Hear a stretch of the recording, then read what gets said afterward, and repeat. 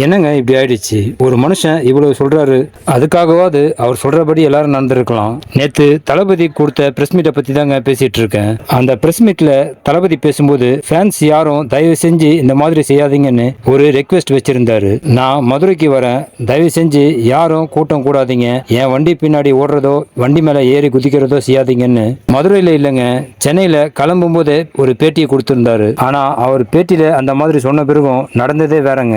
ஃபேன்ஸும் தொண்டர்களும் அவர் சொன்னதை காதுல வாங்கின மாதிரியே தெரியல. தளபதி மதுரையில லேண்ட் ஆகிறதுக்கு முன்னாடியே ஏர்போர்ட்லயே எக்கச்சக்கமான ஃபேன்ஸும் தொண்டர்களும் கூட்டம் கூட்டமா வர ஆரம்பிச்சிட்டாங்க.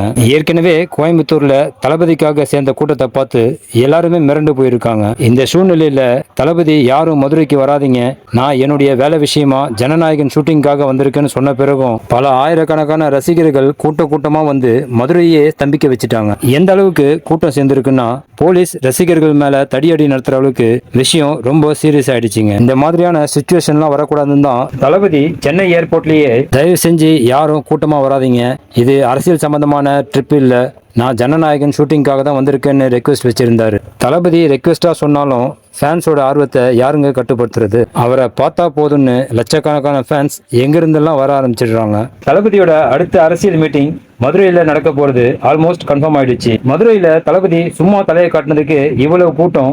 அடுத்து அரசியல் சம்பந்தமா வந்தாருன்னா கூட்டத்தை யாராலையும் கட்டுப்படுத்த முடியாது போல இருக்கு. ஓகே ஃப்ரெண்ட்ஸ், தளபதி எங்க போனாலும் அலையா வர கூட்டத்தை பத்தி நான் உங்க ஒப்பீனியனை கமெண்ட் செக்ஷன்ல சொல்லுங்க.